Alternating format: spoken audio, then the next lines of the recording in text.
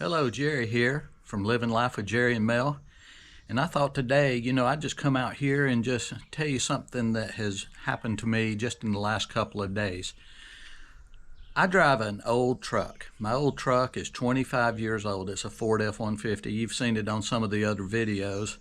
And, in the back of your head, you're like, well, it's not going to last forever. Should I go ahead and get something? Well, I've been seeing advertisements on TV, different things. Saw the president of Ford come out, say they're discounting all their trucks and cars and everything else, giving everybody employee pricing, that sort of thing. So here's the trap you got to watch out for. If you watch those ads and see this different things like that, in my head I was thinking, these trucks have come down maybe $35,000, $40,000, whatever. I'm in early retirement, so I've got to be careful with every dollar. So what do I do? Am I gonna do something like that, pull the trigger and get something new, or not? So I started digging a little deeper, and one thing that I can tell you is there's no such thing as a $35,000 to $40,000 new truck. What I was seeing was $60,000 to $80,000. And you know what? That $60,000 to $80,000, that's just the average. I mean, there's trucks out there $100,000, $110,000. I mean, gosh, that's 3 to 4 times more than I paid for our first home. These prices are insane. What are these manufacturers and dealers thinking? One thing that you got to look out for, that $35,000 to $40,000, yeah, that's the base. By the time the manufacturer puts every option in the book on there, and then the dealer puts everything from, I don't know, nitrogen in tires to whatever else it could be. The prices are just way out of control. For people like me, there's some people that can afford that. But even if I wanted to, and I could probably go and get a loan for one and get it, but do I even want to do that? I mean, back in my day, a new car loan was 4 to 5 years for a new car. You could get a used one and pay on it 2 or 3 years and have it paid for. I mean, the average car loan now is 6 to 7 years. 7 being pretty much close to the average. But they will finance a car 8, 9 years if you want to. Is that just crazy? Is it just me, or is that just insane? Me. And as if you've seen any of my videos, I'm just telling you what I think, or how I did something. So yeah, it's crazy. And interest rates are sky high. I mean, I think the lowest I saw was 3.99. But averages, it's hard to really get an average, based on the country when it's so much different in different areas, but it's just insane. So I just think it's just with insane pricing, with insane lengths of car loans now that they're willing to finance for you, with these high interest rates,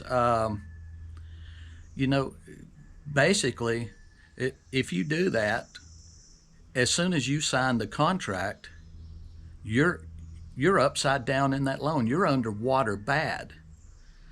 And it's not even as soon as you drive it off the lot anymore. It's as soon as you sign the paper, you're in trouble. And why? These trucks aren't, in my opinion anyway, let me just tell you this. I saw a video the other day about changing a battery in a new truck. they have it now where it's pretty hard for you to even change the battery in your truck. I can go up to my old F-150 up there, and if the battery dies, I'll go get a new one. You know, the last one, the batteries are expensive too now. The last one I bought was over $200, and basically took the mount off, unhooked the battery cables, put the new one in, strapped it in, attached the cables, and I'm ready to go. There was no, well, you need to reprogram your computer on your truck to this new battery. Insane, crazy. So, is it a smart thing to do to go buy a new truck, pay these extremely high, insane prices, finance it for an insane, crazy amount of time at very high interest rates that as soon as you sign the contract on, you're going to be upside down? That answer for me, my honest answer, has got to be no, And, here's why.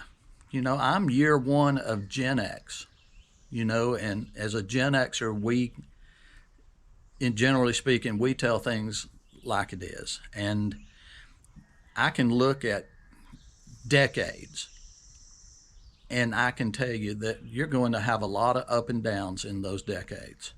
You never know what's going to happen a lot of times year to year. Are you going to have health issues? Are you going to lose your job? There's a lot of things like that happens that you just got to be aware of. Housing market could crash again. You could have a year where the dot-com bubble burst.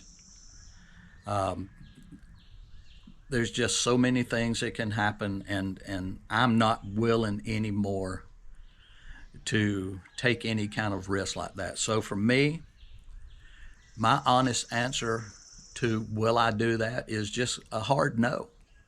I'm not going to do that. So you know what I'm going to do? I'm going to keep the old F-150. I'm going to make sure it's maintained. If something tears up on it, get it fixed. Get it fixed then. Don't wait till you've got 2 things or 3 things fixed. Then it starts getting in your head, this thing is a piece of crap. No, go ahead and fix these things, and keep it running. That's what I'm going to do. Is that thing going to live forever? Probably not. One day she's going to die, and at that point, what will I do? Will I really don't know. I guess I'll cross that bridge when I get there. But one thing I do know is unless something changes and these manufacturers, get these prices reasonable again, my answer to buying something new, a new pickup truck, is just going to be no. And basically that's just because of all the reasons I said previously. I can't do it. If you disagree or whatever, then we just disagree. But for me, and that's what I'm talking about, what is right for me may not be right for you. But in my situation, I'm not going to pay for a new truck something that was 3 to 4 times more than my first home. Something there just doesn't seem right. And if you finance something for all those years, it's going to be wore out before you get it paid for. It was just something, I started thinking about it, and I'm just going to keep my old vehicles running. So, let me know in the comments what you think about buying a new truck.